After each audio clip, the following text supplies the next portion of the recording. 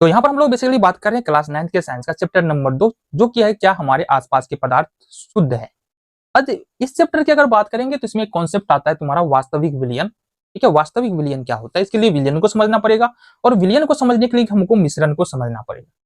देखो, दो या दो से अधिक पदार्थ को जब हम क्या करते हैं, किसी भी अनुपात में मिलाते हैं तो वहां पर विलयन का निर्माण होता है या मिश्रण का निर्माण होता है।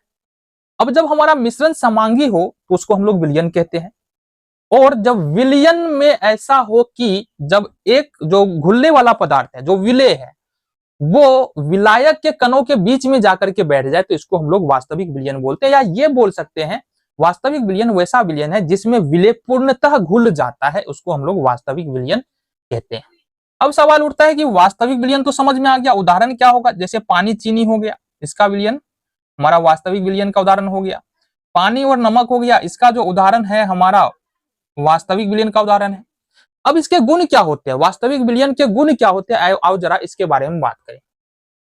सबसे पहले वास्तविक विलयन होता है पारदर्शी, मतलब इस विलयन के आर पार हम देख सकते हैं, कोई भी समस्या नहीं होगा।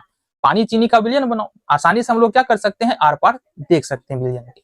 दूसरा जो होता है ना इसका प्रॉपर्टी, ये क्या होता है, पारदर्शी तो होता ही है, साथ ही साथ ये अस्थाई होता है। अस्थाई होने का मतलब है, अस्थाई होने का मतलब है कि जब हम विलयन बना के कुछ देर के लिए छोड़ देंगे तो ऐसा तो है नहीं कि चीनी के कण नीचे बैठ जाएगा, नीचे नहीं बैठेगा, मतलब ये होता है तुम्हारा अस्थाई विलयन। तीसरा जो प्रॉपर्टी है ना, इसके कणों को, कण बहुत छोटा होता है, कण को माइक्रोस्कोप से भी नहीं देखा जा सकता है। ठीक है, कण को माइक्रोस्कोप की सहायता से भी, वास्तविक विलयन के कण को माइक्रोस्कोप की सहायता से भी हम लोग नहीं देख सकते हैं, क्योंकि इसका कण जो है वो बहुत छोटा होता है। चौथा प्रॉपर्टी हम देखेंगे यहाँ पर, तो जैसा कि हमने कहा कि यह विलयन कैसा विलयन होता है, यह होता है तुम्हारा समांग विलयन, यानी कि वास्तविक विलयन जो होता है वो होता है तुम्हारा समांग विलयन।